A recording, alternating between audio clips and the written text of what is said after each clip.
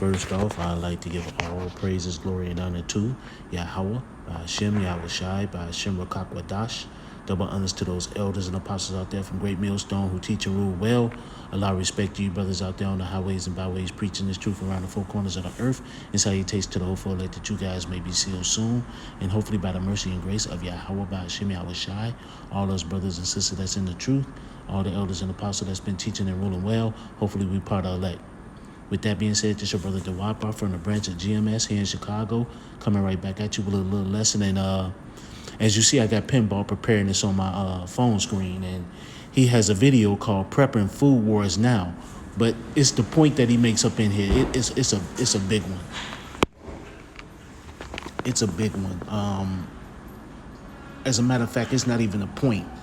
It's what these farmers did over in these Dutch farmers did when the police came at them. Man, I'm gonna let y'all listen to it because I found this quite interesting, and it's just a matter of time before what's happening over in these other countries really gonna start rolling over here, and it's gonna be even worse. But with that, man, before I sit up here and get play the video, let me sit up here and get a scripture real quick. That's Isaiah 19, and I'm just gonna go to the point. And I will set Egyptian against Egyptian, and they shall fight everyone against his brother and everyone against his neighbor, city against city, and kingdom against kingdom. And that's what's happening. Morning. And that's what's happening over there with them Dutch farmers, man. They fighting against the police officers because they trying to get them to shut down their farms. But I'm gonna sit up here and let y'all listen to this because I found this quite interesting. So with that, here I'm gonna let it play. Same concept, same idea. Well, the Dutch government wants to get rid of all the nitrogen emissions. Well, that would be getting rid of all the food for the plants. So let's suffocate the plants, let's starve the plants, and see how that does. Oh, that'll solve the problems for the people. Right, if there's no plant life, guys, there's no life, period. And that means you and me. Okay?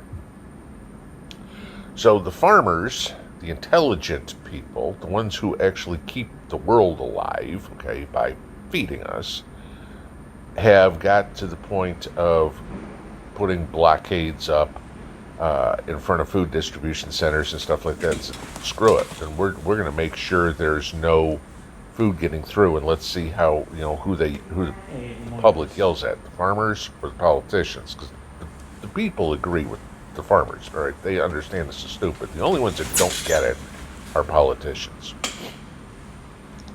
So they started out with a blockade of tractors in front of these food distribution centers and everything like that.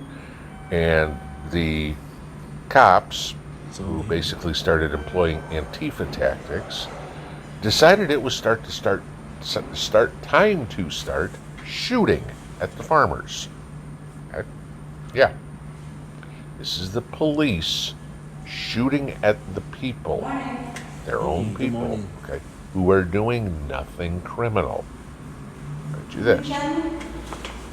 So what have the Dutch farmers done to even the score? They purchased a tank. Electric. Whoa. De Abdel Haknouri. Is dit 3.0?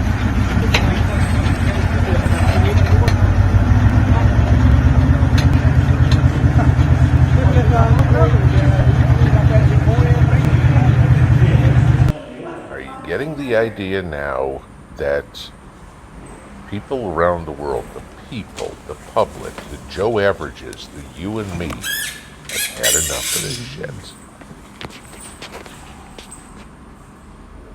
The Dutch have got to be the most casual, calm, cool, relaxed people in Europe. And they're taking the fight to the government by buying their own tank. Now, chances are you and I can't afford a tank. Certainly not an operable one. So y'all heard what y'all seen the video. So the Dutch farmers, they got so tired of fighting the police that they bought a tank. to combat the police, man, from trying to get them to destroy their farm, destroy their crops. They bought a tank, you know. And and I'm just sitting up here like, when I heard it, I'm like, wow, that when I even seen it. Now we all know, we'll never know if all this is psyop, with no telling what's going on in these other countries, no telling what's happening. But the whole point I'm trying to make is, when all hell break loose, these people are gonna get tired. They're gonna get tired of these cops, tired of the government, and guess what's gonna happen? It's gonna be all-out war. And you see what's happening in these other countries. You see what's happening over in these other countries. You see all the things that are going on. You know, and like I said before, I'm gonna get that Egyptian versus Egyptian again, and then I'm gonna sit up here and grab. This is Isaiah 19:2, and I will set Egyptian against Egyptian, and they shall fight everyone against his brother, and everyone against his neighbor, city against city, and kingdom against kingdom. And that's what you're seeing happen a lot in these other countries. That is coming over here pretty soon, people. That is on the horizon. That is coming. You know, that is coming. That sedition amongst men, which I'm about to get right now, because, you know, hey, look, they fighting against the cops, man. They fighting against, you know, and like I said before, it's just a matter of time before it comes over here. So with that, let me get the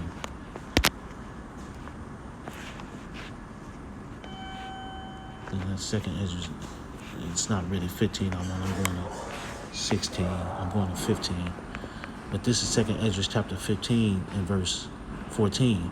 Woe to the world and them that dwell therein, for sword and their destruction draw nigh, and one people shall stand up and fight against another, and swords in their hands. And that's what's about to start happening. A lot of people about to start getting busy, man. Hey, what's happening over there in these European countries is about to come over here. What's happening over there in Germany, what's happening over there with these Dutch farmers, what's happening over there, you know, in a lot of other places like Austria and all these other spots, it's about to come over here, man. You know, it's just a matter of time. You know, and you're going to have these uproars, you're going to have all this shit happening with these people, and guess what? It's going to be rough out here, man. It's just a matter of time. All it takes is that one spark, that one incident for all hell to break loose. And here it is, these people over there, and these Dutch farmers bought a tank, a goddamn tank.